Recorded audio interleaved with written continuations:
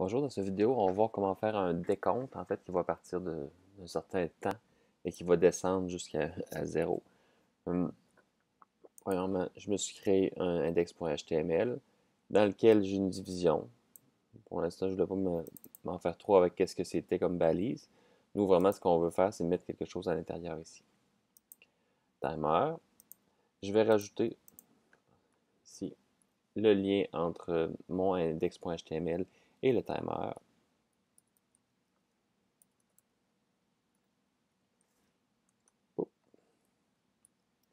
C'est fait. Première chose, quand le script va charger, ce qu'on va vouloir, c'est démarrer timer. On va vouloir le démarrer. Fait qu'on va pouvoir se créer une fonction qui va le démarrer.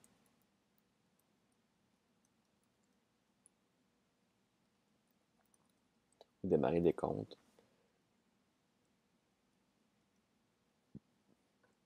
Comme ça ici.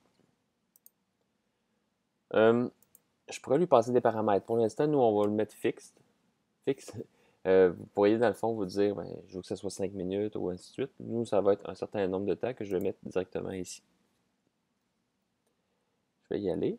On va mettre dans une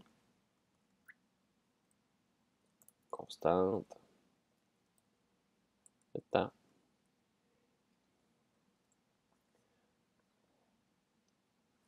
Là, il faut se poser la question, comment je vais faire? J'ai mis un élément dans ici mon timer, puis je vais changer son contenu ici. Il faut que je change son contenu, il faut que je change son contenu à toutes les secondes, parce que dans le fond, ce qu'on veut, c'est un décompte qui part par exemple, de 5 minutes, puis qui descend à 0 secondes. 0 minutes, 0 secondes. Je pourrais commencer par dire 10. On va le faire tranquillement, on va le faire d'une manière itérative. Je commence 10. On va dire 10 secondes. Là, je pourrais mettre ici automatiquement document.getElement by ID. Je l'ai appelé timer. .inner HTML, je vais lui mettre temps. Là, il me reste à lancer cette fonction-là, démarrer timer.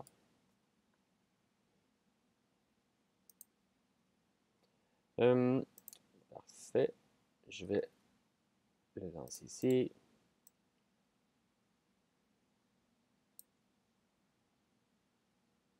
Bon, ok. Là, c'est correct. Là, ça ne descend pas. C'est normal, on n'a rien fait de spécial. Ce qu'il faut faire, mais il va falloir avoir un set interval. Parce qu'à tous les temps de temps, il faut faire quelque chose.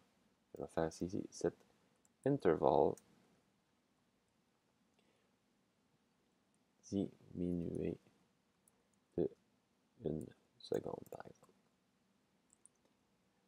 Et à combien de temps? À toutes les 1000 millisecondes. La fonction diminuer à toutes les secondes, elle n'existe pas encore. Je vais la faire ici. Diminuer. Comme ça. Pour faire ça, mais il faut que je prenne ce qui est déjà présent. Je fais -1, puis je le remets dedans.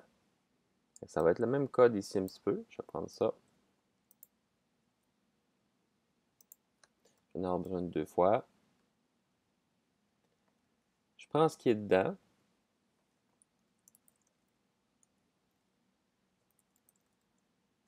Ici.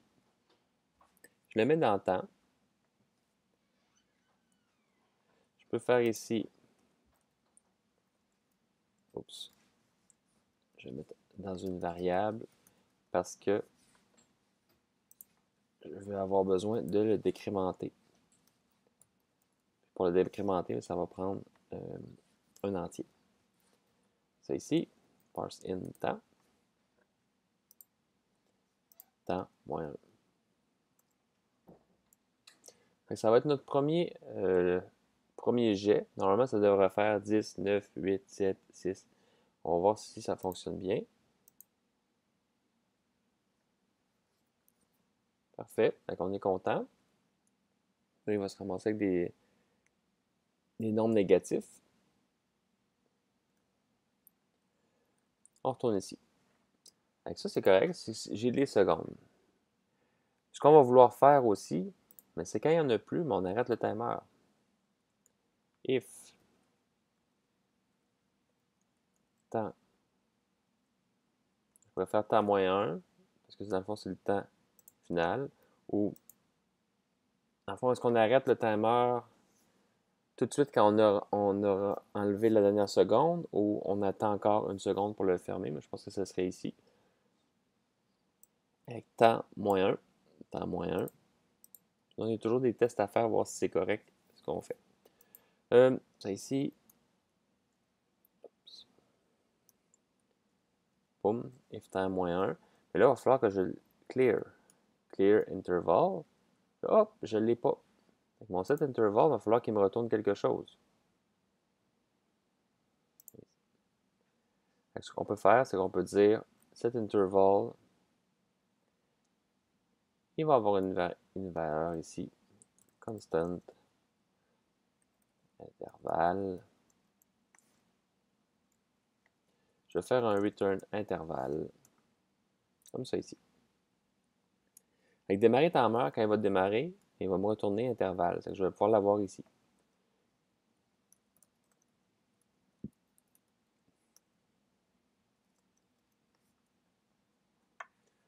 Avec démarrer timer, j'obtiens un intervalle.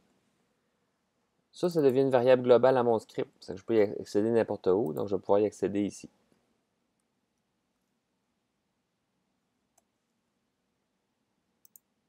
Sinon, il faudrait être en mesure de passer un paramètre ici.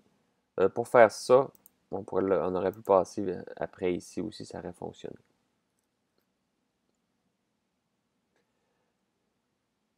En fait, je dis ça, mais au moment où ce qu'on appelle ça ici, il n'existe pas encore. C'est qu'on ne peut pas passer de paramètres supplémentaires. Dans cet interval, cette timeout, vous pouvez passer des paramètres supplémentaires à partir du troisième argument, mais l'intervalle est créé lorsqu'on le lance, donc il est trop tard. Ici, la clear interval. Oups. Je me suis trompé ici. C'est pas temps moins 1, mais c'est temps moins 1 moins égal 0.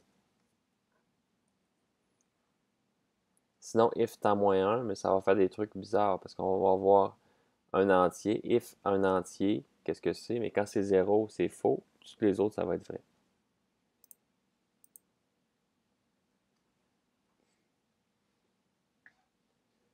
Comme là, 10 secondes, c'est un peu long pour faire mes tests. Peut-être que je devrais mettre 3 secondes juste pour vérifier.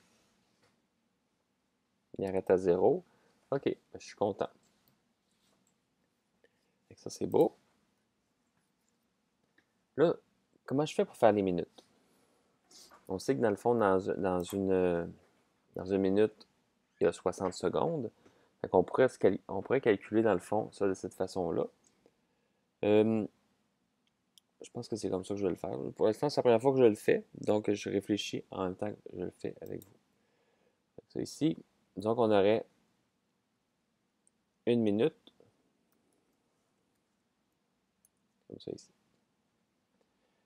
Je vais avoir 60 secondes. Normalement, ce que je voudrais que ça commence à 1 minute 2.00. Puis ça commence à descendre après. Pour faire ça, mais là, initialement, si je laisse comme ça, mais ça va être 60 qui va être écrit ici. C'est pas ça qu'on veut. Ce qu'on veut, c'est le nombre de secondes, si on va utiliser notre modulo. Je ne sais pas si vous vous en souvenez du début de la session. Quand on fait une division par quelque chose d'autre, puis qu'on veut, on veut ce qui reste, en fait, on veut savoir combien de fois que ça rentre dedans. Par exemple, 60 divisé par 2, il n'y a pas de reste. Donc, 60 modulo 2 égale 0. Il n'y aura pas de reste. Donc, nous, ici, ce qu'on va faire, on va faire ici constante minute égale temps modulo 60. Constante seconde égale temps divisé par 60. Oups. Divisé par 60.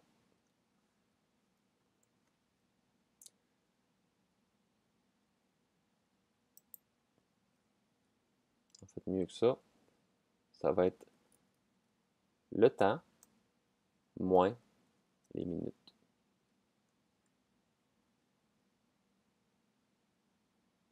C'est vrai? Attends un petit peu.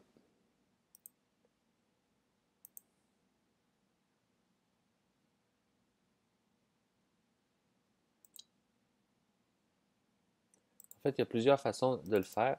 Je pourrais faire la division ici, comme je l'avais fait au début. Je pense qu'on va le faire comme ça. Sinon, je pourrais faire le temps qui est 60 ici, moins le nombre de minutes fois 60. Puis ça fonctionnerait aussi. Je vais faire comme ça ici. Là, ça va me donner des trucs un petit peu bizarres si j'ai pas un bon temps. Ici, je vais avoir un entier, ça va fonctionner. 60 divisé par 60, ça marche. Mais si j'avais 30 secondes comme timer, comme temps, mais 30 secondes divisé par 60, ça ne fonctionne pas, ça va faire 0,5. Nous, ce qu'on va avoir besoin ici, c'est de prendre seulement la partie entière.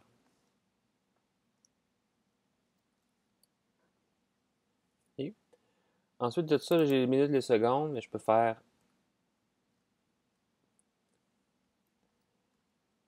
ici minutes plus espace, en fait les 2 points, plus secondes.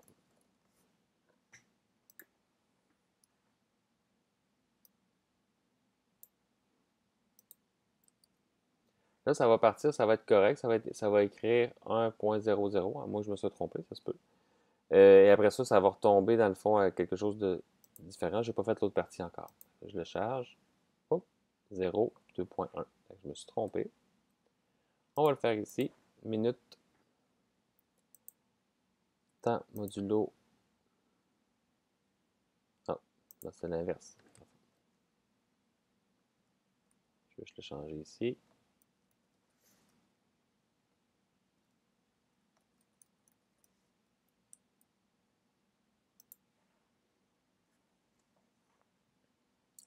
Et ça, c'est le restant. Comme je disais tout à l'heure, si je divise 60 par 2, mais il ne me reste rien. Mais moi, ce que je veux, c'est, disons que j'ai 1 minute 20 secondes. Je prends 1 minute 20 secondes qui donne 80 secondes. Divisé par 60, c'est quoi le restant? Ben, ça va être mes vraies secondes. Ça va être 20. Alors que mes minutes, ça va être le 60. Combien de fois que 60 rentre dans 80? Ça ici. Et là, j'ai vu un petit problème visuel. En fait, je vais le recharger juste pour montrer que 1, 2.0. Ça, c'est correct. 1, 2.0, ouais, mais c'est pas ça qu'on veut. Probablement qu'on voudrait plus avoir 0, 0, en fait. Ce qu'on va vouloir faire, c'est prendre les secondes. If seconde est plus petit que 10, ce que je vais faire, mais je vais prendre un 0, puis je vais le concaténer au début. Seconde égale 0, oups, plus seconde. Seconde. Regardons si ça fonctionne. Normalement, il devrait apparaître 1, 2.00. Il n'apparaît rien. J'ai un bug dans mon... Hop, assignment to constant. Encore ça ici. Les secondes, si je veux les modifier, mais il faut que je mette un let ici. 1, 2.00, c'est correct. Là, après ça, l'autre étape qui me reste à faire, c'est comment je fais pour, dans le fond, diminuer mon temps à chaque fois. Une des façons de faire, ce serait de prendre le temps puis l'éclater. Le faire, prendre le temps. Là, le temps, ça va être une chaîne de caractères qui contient le nombre de minutes, 2 points, le nombre de secondes. Je pourrais aller chercher avec des index of les deux éléments qui m'intéressent. C'est pas ça qu'on va faire. Je pense que ce qu'on va faire, c'est qu'on va prendre vraiment le nombre de secondes courantes, puis on va le cacher dans un attribut. Ça va nous éviter beaucoup de calculs à ce niveau-là. Je vais aller ici. Ce que je vais faire, c'est que je vais rajouter un attribut sur timer qui contient le nombre de millisecondes. L'affichage, c'est pour l'utilisateur, puis le nombre de millisecondes, ça va être pour mon calcul. Boum. Vu que je vais avoir besoin de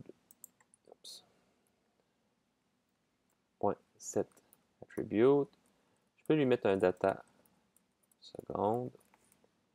Et ce que je vais lui mettre ici, c'est le temps.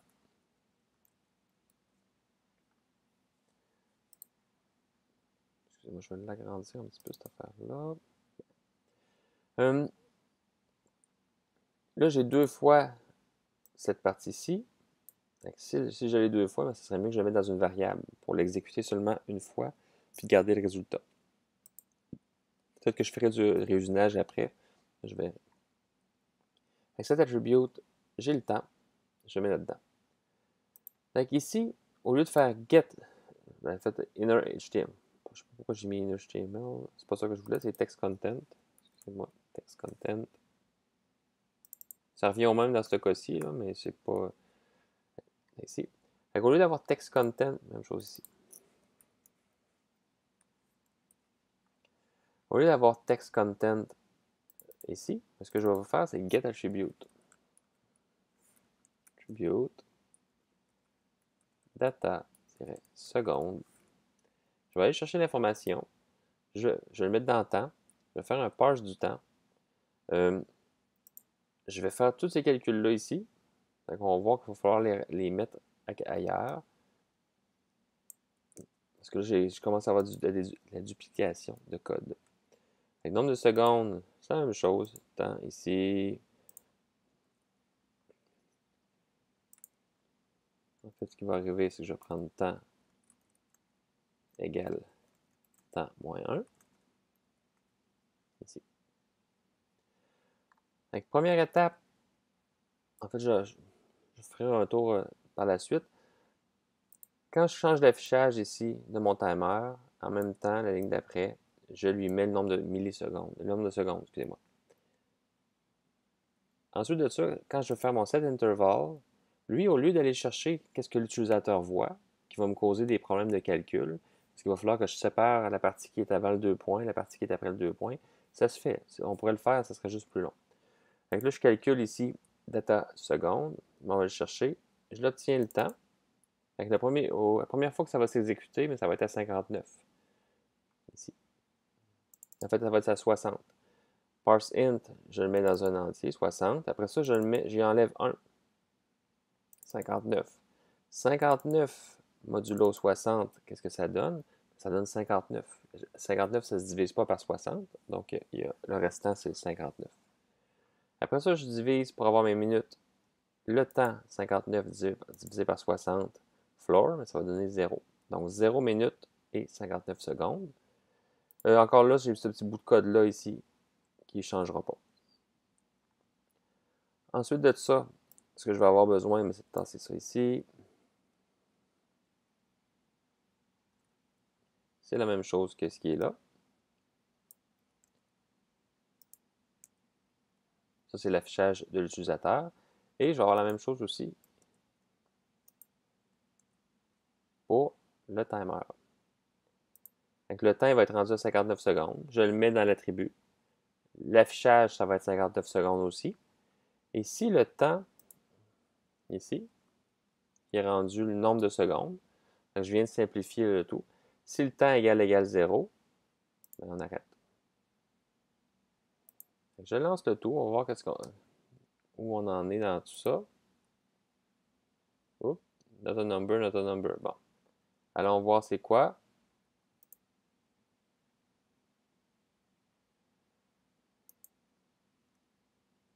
Je vais voir ici. Inspect. Data-seconde, NAN. Il faut aller voir pourquoi ça fait ça.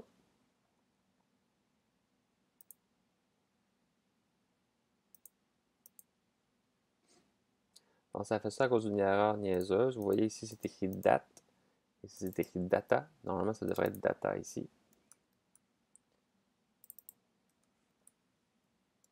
Ici aussi. Je recharge le tout. Là, ça fonctionne. J'ai mon timer. J'arrive ici.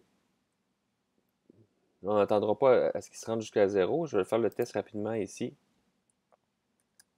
avec 10 secondes, ou 3 secondes même si vous voulez. 3 secondes, 2, 1, arrête. OK, bien parfait. J'ai quelque chose qui fonctionne. L'étape numéro 1, il faut que ça fonctionne. Ensuite de ça, mais tout ce qui est là, il y a du travail à faire.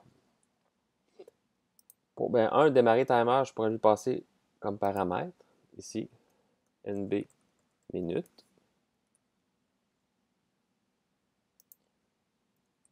NB minute fois 60. Ça ce serait un timer qui permettrait seulement de calculer un certain nombre de minutes. Si je voudrais fournir d'autres possibilités, mais il faudrait que je le mette ici. Ici, ça va être 1 minute. Je charge pour voir si ça fonctionne encore bien. OK, parfait. Je regarde ça après. Ici, ça. C'est pas mal. 1, 2, 3, 2, 3, 2. C'est exactement les mêmes lignes que ça ici. De 18 à 24. Quand on a ça dans notre code, il faut se poser la question, qu'est-ce que je peux faire pour rassembler ça ensemble? En fait, faire en sorte de diminuer la duplication. Don't repeat yourself. Fait que je copie ça. Je coupe en fait, je vais me créer une fonction pour l'instant. Fonction mise à jour.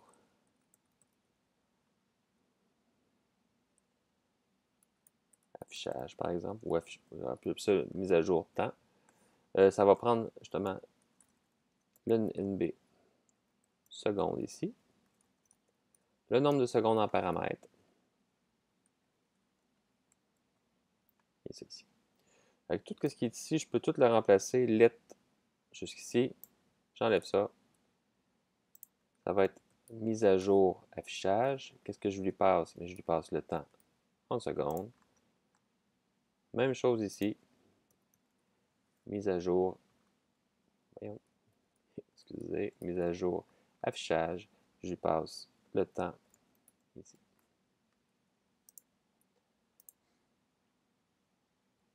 Là, il faudrait documenter nos fonctions.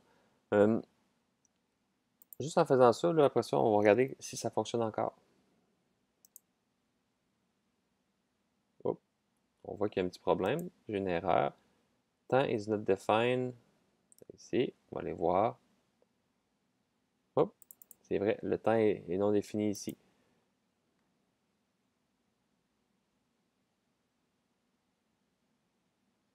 J'ai déjà le nombre de secondes qui est là.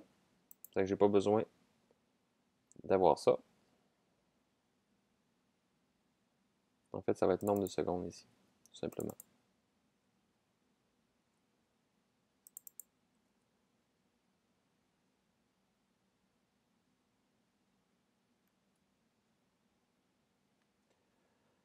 Quand diminuer d'une seconde, mais je vais chercher l'attribut qui m'intéresse. J'obtiens ici temps qui devrait effectivement s'appeler nombre seconde. Ça fait plus de sens. NB seconde. Je fais un parse in dessus parce que je vais faire des calculs mathématiques. Je fais un -1. Je le mets dedans. Après ça, je le passe à ma fonction. Donc là, ma fonction mise à jour affichage, elle a ça en nombre de secondes. Nombre de secondes, je le prends. Je fais modulo 60 pour savoir quelle partie qui va aller dans les minutes, quelle partie qui va aller dans les secondes. Chose ici. Math.floor, mais ça, je l'ai déjà spécifié j'ai déjà expliqué dans un autre cours, c'est que si je divise 5 par 2, ça va me donner 2.5. Mais math_floor, ça prend la valeur plancher de 2.5, qui est l'entier qui est le plus proche de 0, en fait. Pas 2, pas 3, ça va être 2. Fait 2.5 est entre les entiers 2 et 3. Puis nous, si on veut celui qui est le plus proche de 0, c'est 2. Il y a aussi ceiling, qui est le contraire, qui va aller chercher l'entier qui est supérieur. Donc lui ici, c'est l'entier inférieur.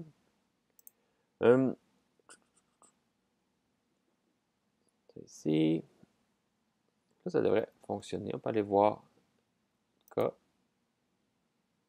Oh, time is not defined. J'ai le même genre d'erreur. Est-ce que j'ai sauvegardé? Non. OK, temps ici.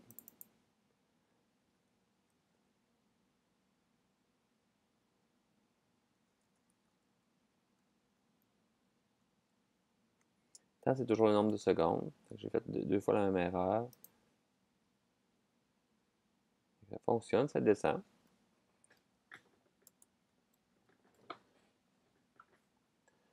Autre chose que je vous ai dit tout à l'heure, mais quand on a deux fois quelque chose comme ça ici, il faut le rassembler. Je vais le faire ici. Pour constant. Ça.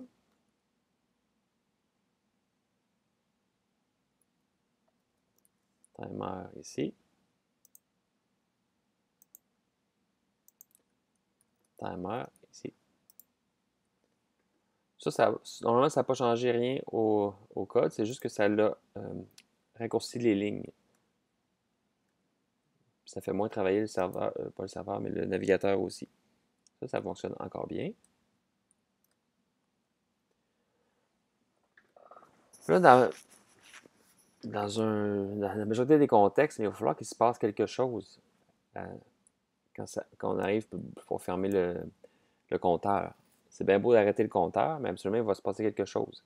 Si c'est un jeu et que vous aviez du temps de défini, du temps d'allouer, vous devez faire fin de partie, puis après ça, la personne ne devrait plus pouvoir jouer ou faire d'autres mouvements. Par exemple, aux échecs, on peut jouer des parties de 10 minutes. Chaque joueur a 10 minutes au total pour la partie, pour gagner.